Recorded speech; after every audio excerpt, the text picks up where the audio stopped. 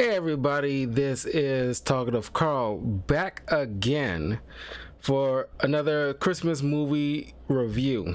And this one is probably the first time in a long time that I've seen a movie with, mostly subtitles. But, foreign film, that's the thing. It's mostly foreign film with partial English here and there. And I honestly, man, because this is the first time I've seen this movie. This is the very first time I've seen this movie.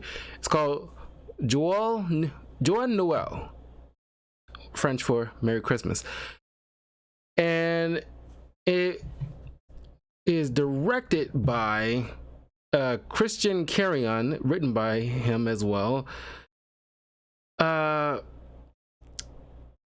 It came out in November 9th of 2005. And honestly, this is probably like the heartwarmingest movie I've seen. Or at least, in terms of like Christmas movies, one of the most heartwarmingest without being super cheesy about it. And it's just like very heartwarming. I honestly gotta say, man, the director really captured like, because it's set in WWE 1914, around the holiday, like at least like a few days leading up to Christmas, based on historical accounts of the Christmas truce, as it was dubbed. And the director heard stories when he was young about, the horrors of WWE, and then he did some research and heard about this suppressed records of the British, German, and French, because they was fighting against the Germans, all well, at least I looked it up online as well, but it's just because to make in the movie they kind of make it seem like it's a little quick. I want to call it quick, at least not the. There's two versions. One's the original one, and they make it seem like maybe the people they're talking about. I think the movie most people are talking about being quick is probably the second adaptation, and just in terms of how fast the ceasefire happened. But I saw clips of this literally not too long after last Christmas. Never was aware of it. And like I pulled up some research and I was like, oh, I gotta put this on my list for Christmas this year. So I wanted to, like really dive on in. And man, this is like a really good movie and highly recommended. If you can't find it anywhere, you could go on Amazon Prime, and it's very cheap. You can just go ahead and buy it for $7 or rent it for like $3. So this movie stars, we follow like at least 6 core people, but it stars Benno Furman as the German tenor Private Nicholas Sprink. They got Gulen. I'm gonna butcher most of these names. Gulen Kennett as Lieutenant Camille Rene Audubart, French 26th Infantry Regiment. Diane Kruger, because I knew I'd seen her face somewhere. I've seen her in plenty of movies. Diane Kruger plays Anna Sorensen, Danish soprano, Sprink's wife. Gary Lewis as Father Palmer, British priest and stretch bearer. And a lot of these guys are Scottish, fighting for the British. uh, Alex Ferns as Lieutenant Gordon Scott's Fusiliers.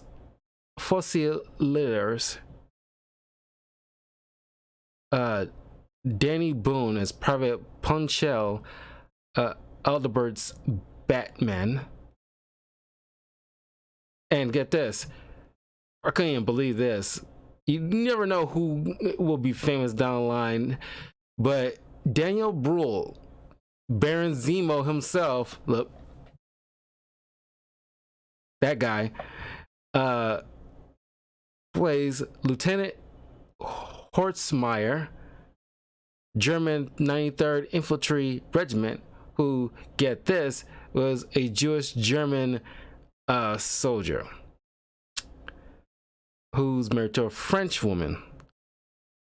And as soon as he he pointed out what his nationality was, I was like, ooh, God, dude, 10 years from now, things are gonna suck hard for you.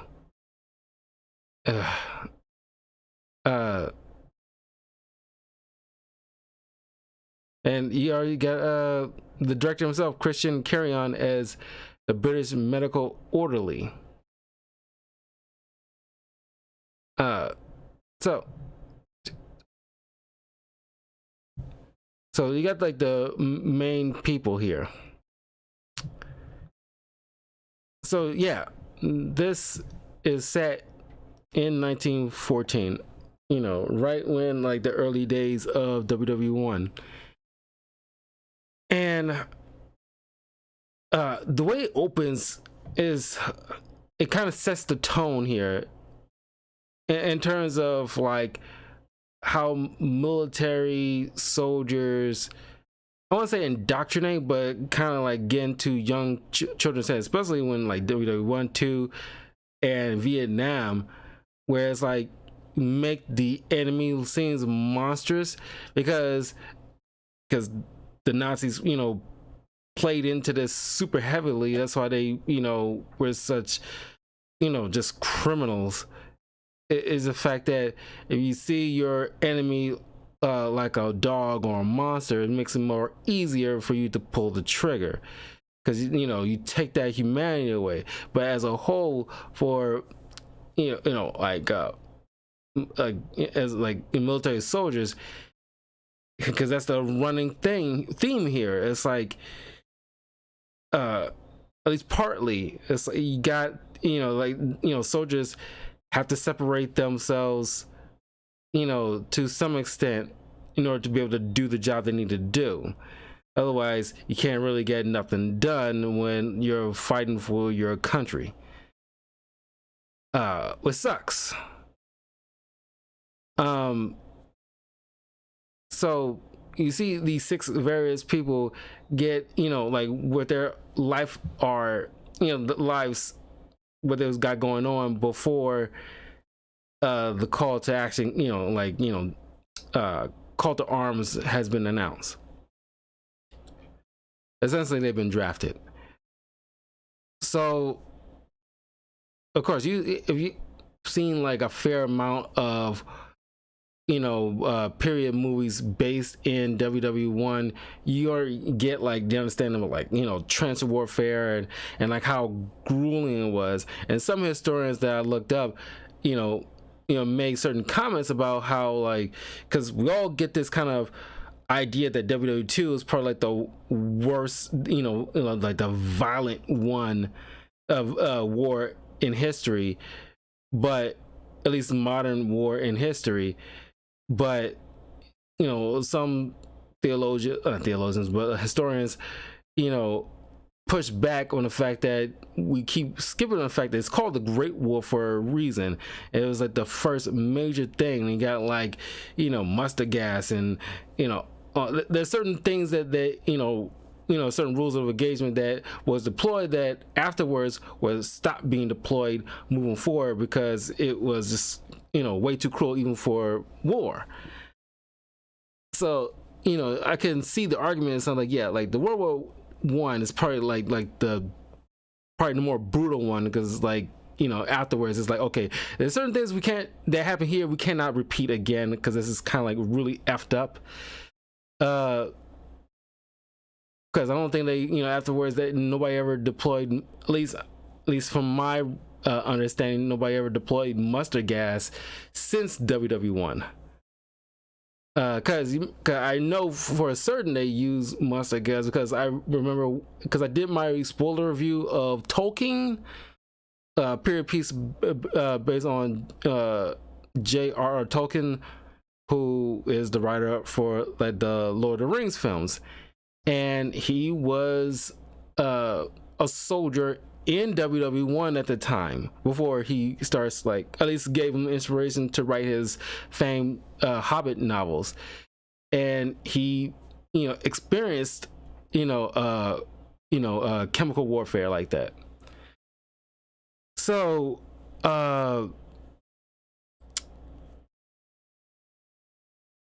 you're like, everybody's getting their orders, everybody's like, there's the wife, Mrs. Sprink, but when trying to get like this day pass or something to get her husband out of the trenches so she can just have like a day with him. And she even went above like a superior, like one of like the major or one of the general's heads, to like the highest court, to get that day pass, so that way she can have that night. And I love her line dialogue to his general, and she mentions how, like, he thinks it is just one day, but she points out like it's not just a day to her, because I'm literally counting the minutes, which pretty much means like I'm going to use every minute of those 24 hours to spend with the man that I love. And then of course, like Aldebert has a pregnant wife at home, and she was having complications before he was sent off, and he wasn't allowed to stay to make sure everything went okay. So he's in the trenches, not knowing what's going on, how everything's shipping out, and he's not getting letters back with any kind of information since September. And then what add insult to injury is the fact that he lost his wallet with his wife's picture in it. So he had to draw it, because he's like a pretty decent drawer, so he drew it from memory. And then these like two Scottish kids, is Jonathan and William, who was at this parish with the priest, what's his name, I'm blanking on his name, Father Palmer, who is just like being like a man of the cloth. He's just like, the pain on his face, he's about to be brought to tears. The fact that clearly, like, war is just like, that's why they say a war is hell. It's just like the conflict and the bloodshed. This is not. And then two people that he know personally getting involved in this, one of them being a little bit more enthusiastic being in there. I forget which one it was, but one of the boys ends up dying on the battlefield, while the other, Jonathan, William, gets killed. Jonathan is just heartbroken, because I guess they kind of like grew up like brothers, close friends. And like I'm pretty sure any soldier would tell you these exact same things. When you're fighting on the front lines, you guys are brother in arms, legit. There's like ties that mean so much to them. And so it hits them hard, the fact that it's like about to snow, or they're definitely in snow, and they're like hunkered down in those three separate trenches, but only the Scots and the French are on the Allies side. But it's just like no man's land area, like barely anybody's crossing in it. uh but while uh Mr. Spring is getting like the using a day pass to uh spend time with his wife, and she just like she's just so thrilled to just to see his face because it's been such a long time, and it took her a while just to get this pass. She's literally just about to jump all over this dude, and he was like, whoa, I got lice. It was a whole thing, like I guess this might have been like some kind of lice outbreak. Would make sense given the fact that so many people hunkered in so close together, practically in the dirt. But she doesn't care. It's like I just glad to see your face here. So they spend the night together. Then in the this little I don't want to call it a castle, but it's big, kind of big palace like area. And this guy is an opera singer, mind you, and as they're singing for these crowd of like this these people of like high ranking positions and politicians and stuff like that. Cause the singing is, of course, the actors aren't really doing the singing. It's other people. Rolando Villazon does the singing for Mr. Spring, while Camille Renee. Oh, I'm sorry. While Natalie Dessay does the singing for Anna.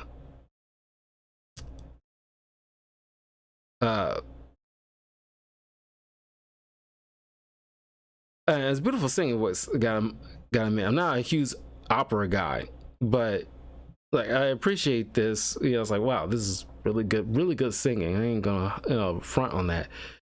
But as soon as it's his turn to do the singing, he coughs immediately, kind of like he had to sit with this one out because being in trenches with guys who smoke kind of affected his vocal cords a bit. And she sees in the idea to him like, we should just run away, let's go somewhere, we don't have to be a part of this. It's like, but he expresses to her like, I'm not going to abandon my brothers in arms, I'm not going to do them like that, and that'll be like traitors, I can't do that. So she convinces him to bring her along back to the trenches, with even though everybody's like, wow, a woman's here, what the heck is going on? Because a woman's not supposed to be, because women wasn't fighting for the military, like in the trenches military. So it's kind of like like foreign to see something like that. And like the German superior officer there was like flabbergasted, like, what the hell are you doing? And just like, it's just for the night, and then she's gonna be gone by morning. So it's like, fine, whatever. And because nobody's gonna show up till then anyway, so it might as well. So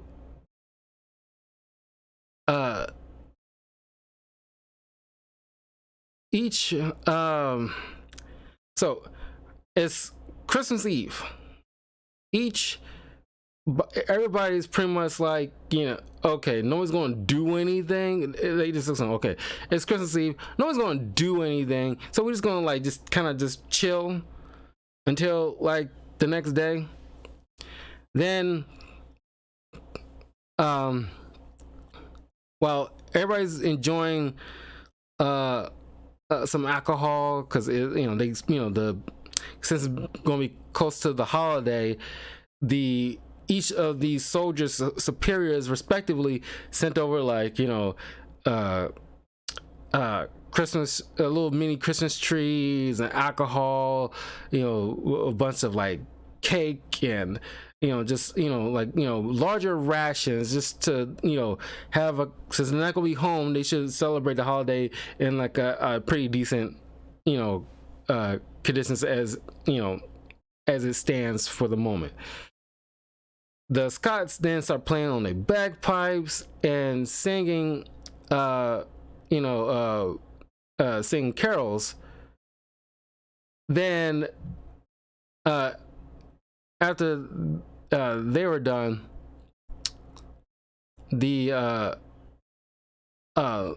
Sprinks, well, at least Mr. Sprinks starts serenading for his troops, and his voice was carrying on because it was dead silence in this cold winter, and he starts singing it's carrying along the winds, and the French are hearing this, the Scots are hearing this, and they were just just listening in. Oh, and by the way, meanwhile, Jonathan was just like, I don't know, he just like very, he was trying to sneak over to against orders, trying to sneak over the no man's land to, I don't know, I guess trying to get like the body of his friend. So he's hunkered down. Like, I'm thinking, like, oh my god, do not get caught, dude, because it's like if they see you, they're gonna just immediately assume that you're trying to do a sneak attack. But luckily that wasn't the case. But while Spring is singing, and when he finished,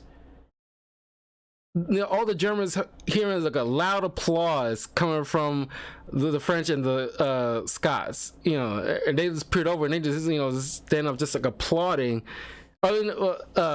Then Mrs. Spring starts just taking one of the mini Christmas trees, holding it up, kind of like it's lit up, but it's kind of like a waving a white flag kind of thing. But everybody knows what a Christmas tree is, so it's essentially akin to a white flag. It's like everybody knows, okay, it's like a peaceful symbol.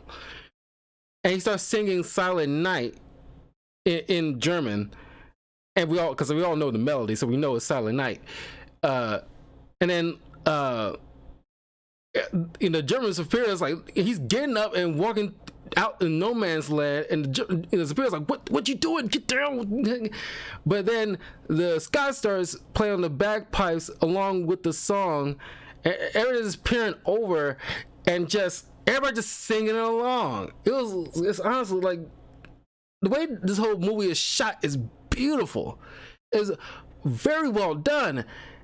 And so everybody just get up, and literally, like, one of the German men sees Jonathan hunkered down in one of the holes, and he offers him a hand up, and all the superiors, three superiors meet up, and making like an agreement. It's like, look, all things considered, I think since it's Christmas Eve, you think we can probably just hang out a little bit, like, we're not gonna win this award by tonight. So, and they all they put all their weapons on. It's like, fine with me, like, cool. It's like, and everybody starts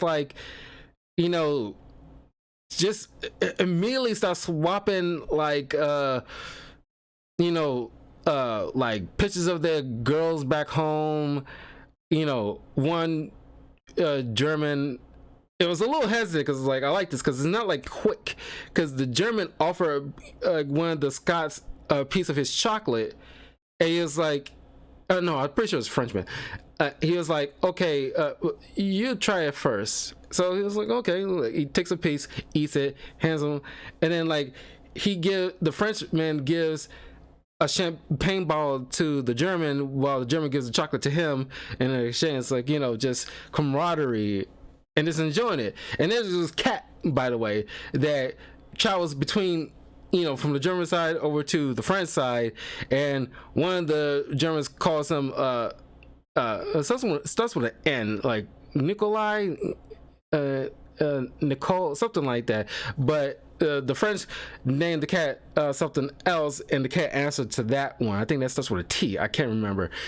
So it just the cat starts play like an integral role, where it's apparently swaps notes between from one side to the other for each man.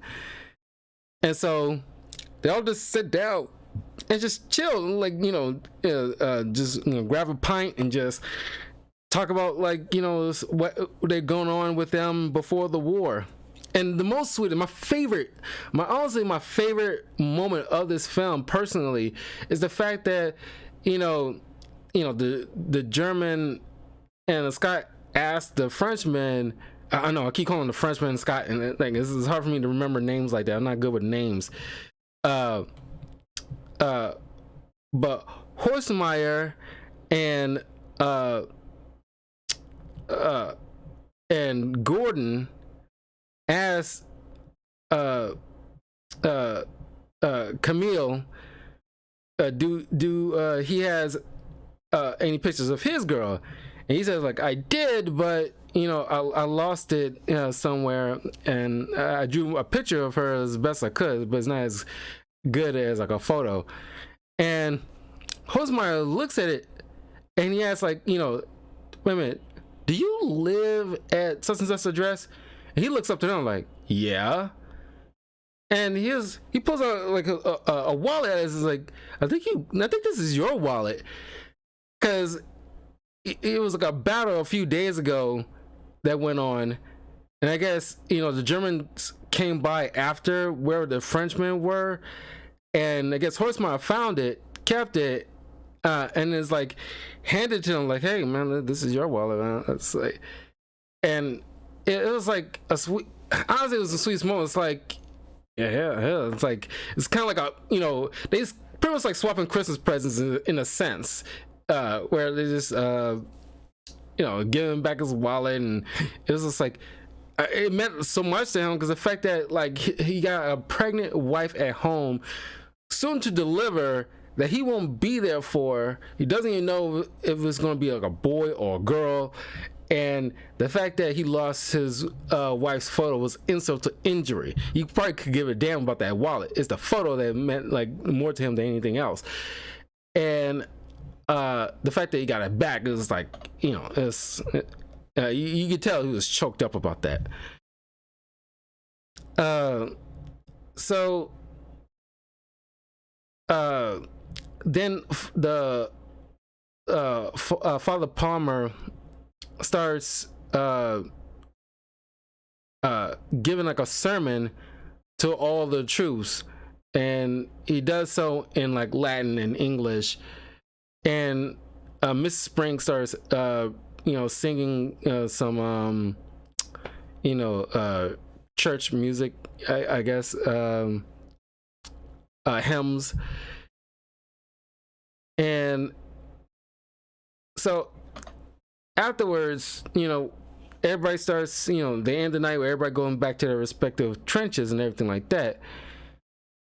Early the next morning, the Germans start hearing, like, it sounds like digging sounds. And they assume like, oh, they're trying to do a sneak attack, or at least one of them assume like, oh, they trying to do a sneak attack. It's like they trying to probably land in, digging some, out some spots for mines, but they, luckily they pause, like, wait a minute, because the fog is so thick they can't really tell what's really happening. All they hear is digging. Could be anything. Then one of the Frenchmen look up, waves. No, like it was the priest gets up and waves like a white flag because going after one of the other Scots soldiers, Jonathan, who was trying to dig a hole to bury his friend, because he literally slept all night next to his frozen friend. That was froze to death, or at least he died, but then now his corpse is pretty much frozen over from the snow. And then like crap,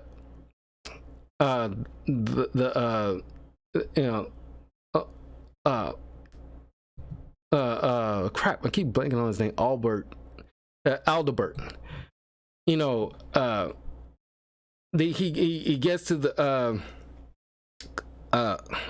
he converses with Horsemeyer about like, okay, I know we were supposed to like, get back to business today, but do you think we can like, take the moment to try to get our respective men who died in battle so we can give them like a proper burial?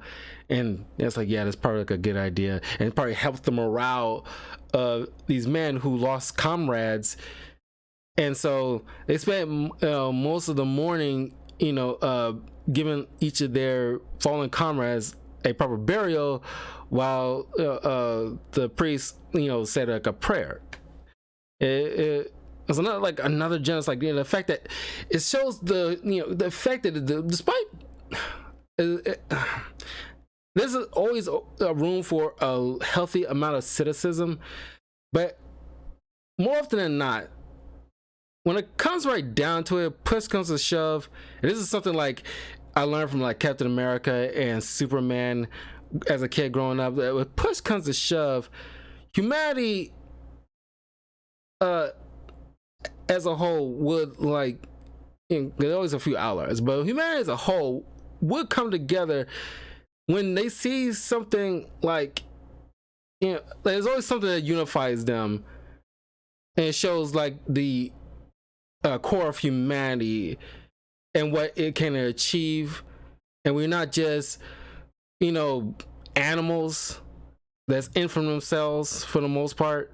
We have our shortcomings, but when push comes to shove, we do like come together, and as like a species created by God can be forced to be freaking reckoned with when we come together as a group, as a one unit, instead of like separate nationalities at odds with one another.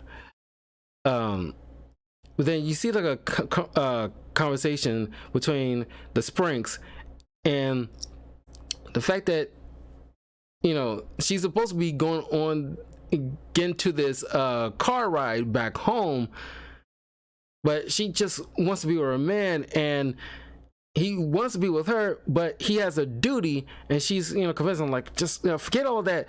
But he's like, no, I'm gonna get court-martialed, I can't do that. But then she gets an idea about like, what we just the French lines are just 100 miles away, kind of thing. But then it's like there's some they noodle on, obviously.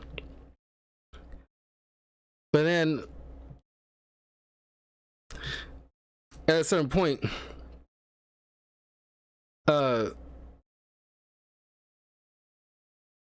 because they there's a moment where they start like, because they know that Mrs. Spring was going to be heading back to, I guess, civilization outside of this war stuff, and they need help to get all their letters mailed. And since she's going to be going back home, she will be more of a guarantee that it's going to arrive. She'll arrive safely, and she can safely mail all their letters.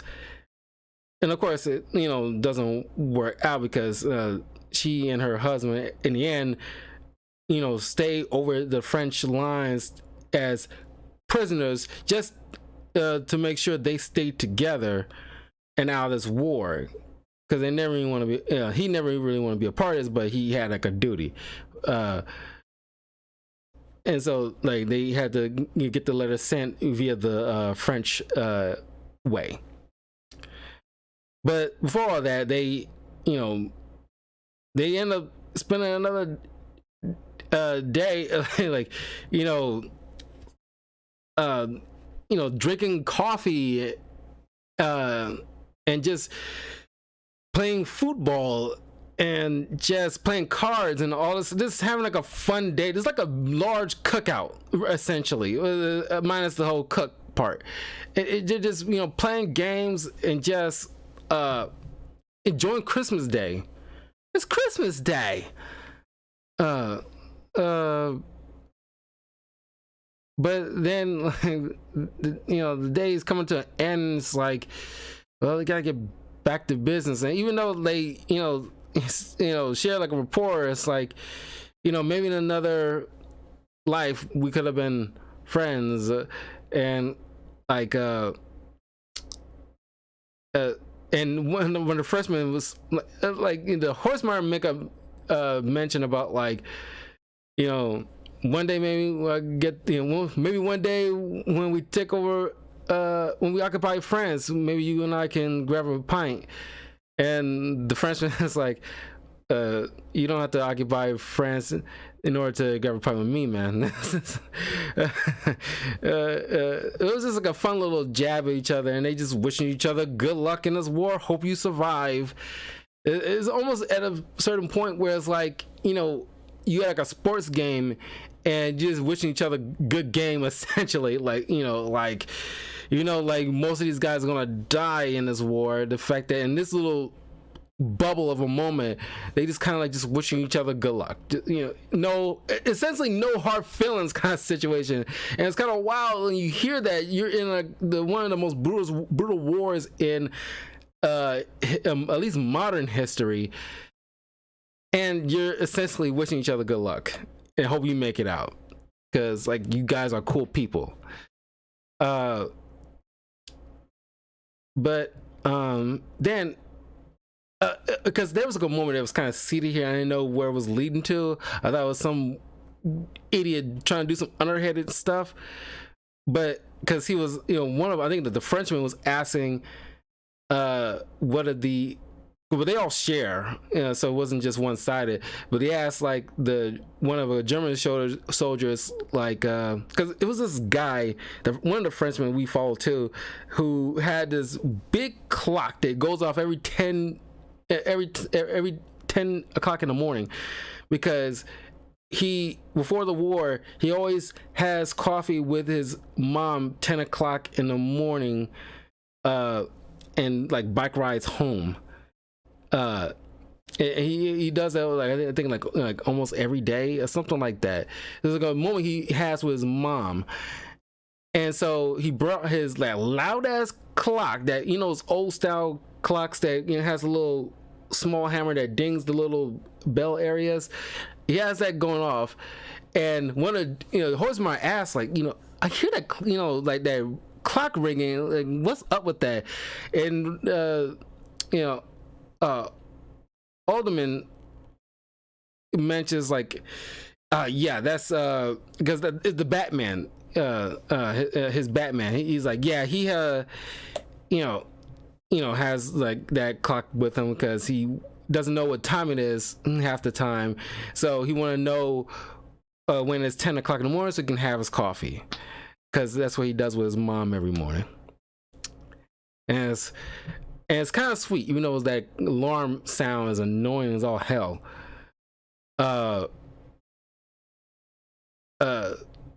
So they, you know, the Batman, you know, asked like one of the German soldiers, like, how many shells do you guys have? And he tells him this number. Then the Scott tells his number, and he gives his number. Like, I got 5. And then he passed off a note about the number of shells they have to his superior. And I was like, oh my god, is this some underhanded stuff going on or what? But no, it plays in, you know, later on where it's like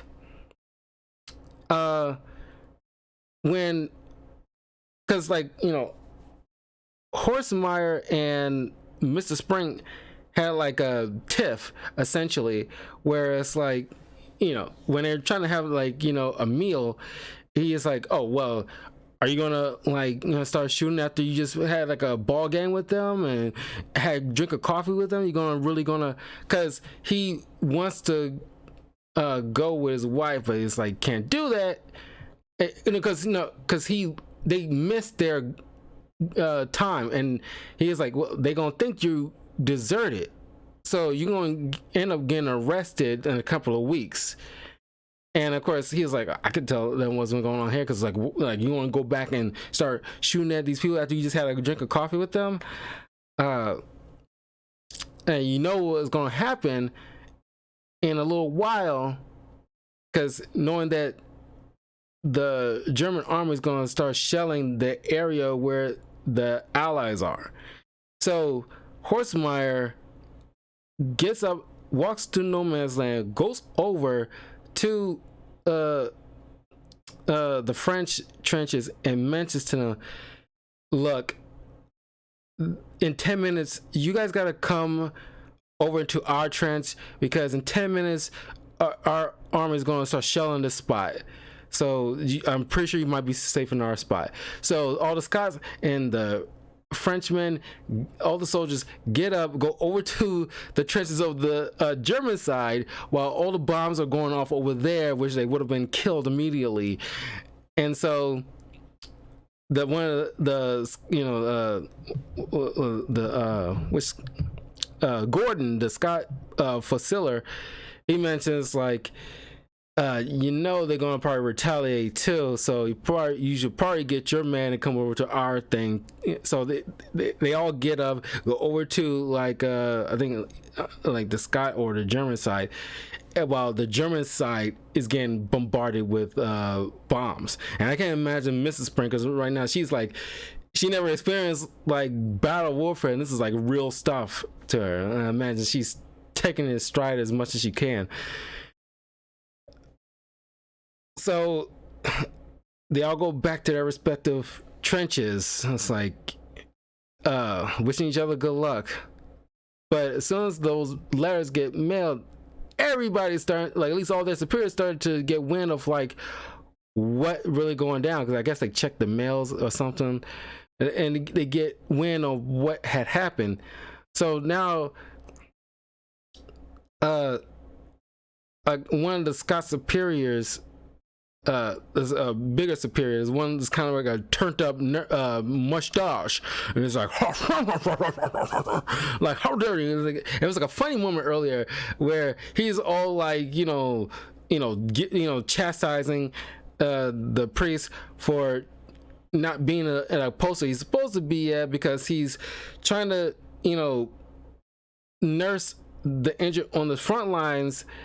He's trying to do his due diligence, because he's still a priest at the end of the day, and getting chastised for it. And of course, this is kind of a posh dude who probably never spent too much time in warfare like that, and so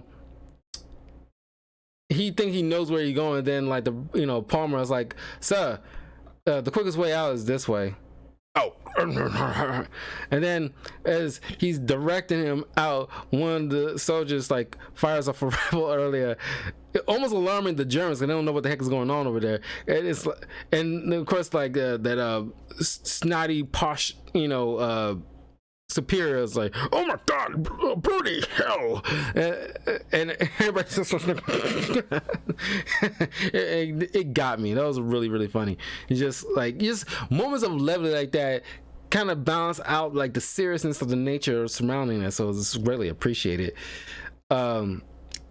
So when he comes back to get everything back in order, and then he sees what appears to be one of the German people running across the no man's land, and he orders Gordon and other soldiers to fire, and they just shoot in the air because it's like, we can't do it. And Jonathan, who is still miffed at the fact that his friend died in battle, so he's just like, he wasn't moved by any of what was carrying on in the past couple of days, took the shot and killed one of the Frenchmen. It was the Batman, who was wearing one of the German coats, because they helped him sneak out so that way he can go, because he had a clock on him. They helped him sneak out so he can go see his mom, because he hasn't seen her in many months. So he just wanted to go and have like some coffee with her for at least that one time. And while he was out, he managed to get word to his friend Alderman about his wife. She had the baby, she had a son, she named him Henry. His last words is like, is a healthy boy. I made sure I got that information for you, man. It was it was a heartbreaking moment. But the fact that he done the last two good things before he died is the fact that he made sure he spent his one last time with his mom. At least he didn't know he was going to die, but the fact that he just took the chance was, I wanted to see my mom. I want to go home and see my mother and have breakfast with my mother. And the fact that my friend never got word about, for some reason, the letters never arrived, or at least he never gotten word from anybody about the condition his wife has been in, and for some reason she never wrote in a letter. I'm still kind of confused about that part. But I guess, if there was letters that she sent, it didn't get to them. It's never fully explained as to why. I'm pretty sure there's been accounts when like certain packages of letters never arrived to certain soldiers during these times. I'm pretty sure there might be, but it's never fully explained here. But he made sure that he get information about what her condition is. Never fully explained how he got the information, but he did, and he spent his last dying breath making sure he at least was, get that information to his friend. So you have that peace of mind. But because Lord knows what's going to happen to him, he needs to know that he has a kid, who that kid is, and if his wife and child is healthy. And that probably meant even more to him than even like the photograph that he lost. And so now the movie ends with each of these guys. Of course, like the Springs are turned in for as like military prisoners, but at least they'll be together. I think that's one of the biggest happy moments, if you can like gather at the end of this. But Father Palmer is getting sent back to his parish, again taken out of the whole warfare in general, because his fatherly superior, whoever you might call it, chastised him about not doing his due diligence as the father of a church, and Father Palmer points out the fact that they're all people, and like I'm doing my godly duty because we're all children of God, and they're not monsters as we like to believe they are. But he's not trying. Father Superior, whoever you're gonna call him, ain't trying to listen a dang thing he's saying. He's just like that. Posh Scott. He is like it turned his nose up to the whole idea, and then goes into the back room to speak with some new recruits. Painting like a horrible picture about the Germans and how they're like they're godless heathens, and you're gonna kill every German man, woman, and child. You're gonna do this. You're the sword of God, and you're gonna do all this so that way we never have to worry about doing it again. Wait 10 years. But it was a horrible thing, and Palmer walks away taking off his cross. I guess not. I don't know. You can probably assume it might be him losing his faith, but the fact that he just couldn't believe that a man of a cloth would condone saying such things, or even like behaving this way, because it's not what God would want. Of course, we know it's not what God would like. War is not something that God would approve of, and it's killing each other, especially senselessly. I guess the fight in WWE wasn't necessarily senseless, but you know what I mean. It's just like the carnage behind enemy lines, and then of course when you see the Spring scene, all these when they get that little leave of absence, they see all these posh politicians and other superiors just shooting the breeze, having alcohol, living like kings in this lavish lifestyle without understanding what horrors are really going on in the trenches, and they are completely oblivious or don't care how many young men's lives are being taken every day. It's just like it's ludicrous to him. Now, a lot of them, Alderman, I guess you call him Alderman, was Alberman. Aldebert. How can you call him Alderman? Like, I don't know, Aldebert. getting chastised by his general, who happens to be his father, and he is like, I don't regret, because of course he says like, you're lucky, you're not going up against a whole firing squad, because we can't just execute 200 men. That we can't do that. So we're gonna have to put you in another part of the war. And because essentially they all gonna end up getting broken up apart and going to different parts of the war, so we can resume back to doing what we have to do. Because they can't let this spread to other infantrymen.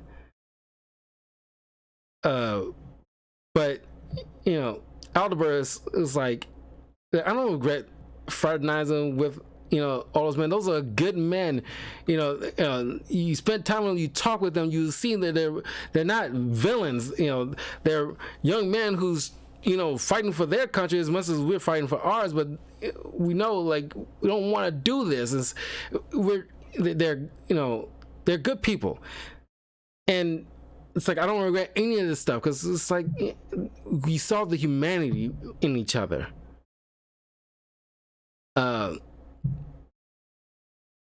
And like, of course, like, they're German soldiers. That kind of they might have been, most of them might have been really horrible, but man, it's gonna be twice as despicable in the next decade after this. But he then tells his father, like, you got a grandchild, by the way. His name is Henry. And the father was like, well, let's both live through this for his sake. And then of course all the Germans are on like a train cart getting chastised by their superior, and he smashes one of the guys' harmonica that kind of started all of this, in a sense.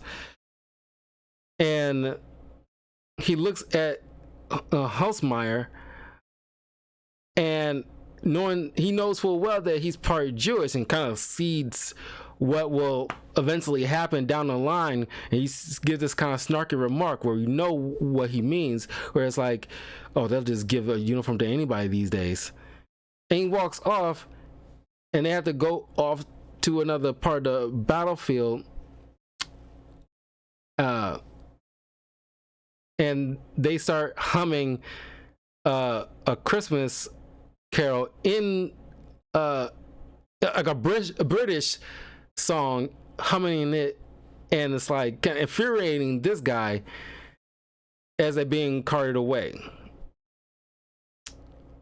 And the movie ends with the credits rolling up and like drawings from Alderbert's book that he carried with him when he drew a lot of stuff that went on that he saw. It was a very, like, man, a somber ending. But of course, from accounts, it's because each of these nations kind of like buried, according to like the director, they kind of like, from what he understood, they seemed like they tried to bury most of the records of this moment, because it's all speculation for so many years. They kind of like try to seal these kind of stuff away until he dug them up. The fact that this truce occurred, because obviously you can't have your men fraternizing with the enemy, because if our nation's at war, we need men to fight this war. As crappy as it is, it's kind of like we gotta, which then kind of like contradicts the fact that humans aren't, because this is the thing, because I learned this from a video where like military experts like reacts to certain things. I learned this years ago from one of the videos where it's like when you go to boot camp, you're being trained to essentially take a life. Human beings are naturally naturally aren't uh I won't say adapt, but it's just like we don't have like the mental fortitude, because growing up, like we're just innocent people, and then we don't have that knee-jerk reaction to want to, unless you have some kind of social or psychopathic kind of tendencies or something like that. Not to say like they all are like that, but it just like lack that kind of empathy. But it's just military, gangs, any kind of crime or things that will require you to take another human life. They have to be drilled into your head where you come numb to it, even though psychologically it still will affect you. You're still human at the end of the day. That's why people have PTSD coming back from war. But is it something that they got to like get you used to the idea? The same thing with like ancient warfare, like Spartans or samurais, like any type of like old military faction. It's like you got to be drilled into your head. You're gonna take someone's life, and is a horrible thing. You gotta get used to it. And back in the day, they started that young, like especially the Spartans. They started young. Is essentially preparing them to be an adult. So, but like since modern, as we modern times kind of like coming to fruition as industrial age and moving on into like the 1910s and 20s and so forth. That's like when you go into the military, it's not right as you're a young kid, but when you're drafted in the military, you're like at least 18. So that something like you probably around that time was like the norm to get used to, like in boot camp, get used to taking somebody's life, especially if you have to do it up close too, because they had bayonets by that point, so you really got to get up there. But it was it's a sweet moment, but kind of ends on like what's kind of ends on the way it has to end. The fact that they have to be split up, get back to war, and most of those guys will probably have lost their lives and kill other guys they assume they're probably gonna be in the same kind of position as the people they met, all this other stuff. It ends on like roughly a somber note, bittersweet in a sense, but it's a really good movie, and I highly recommend you guys checking out Joyeux Noel, Merry Christmas. And it makes a great like film studies type of thing. If you're teaching a class, you got to show this kind of film to your students. It's like a huge benefit in terms of like learning, especially about history, but something like like a social study type of thing where humanity is complicated, but we got a thing called empathy. It's like certain, we think on a higher level than your normal animal, which makes us, that's why it puts us on the top of the food chain.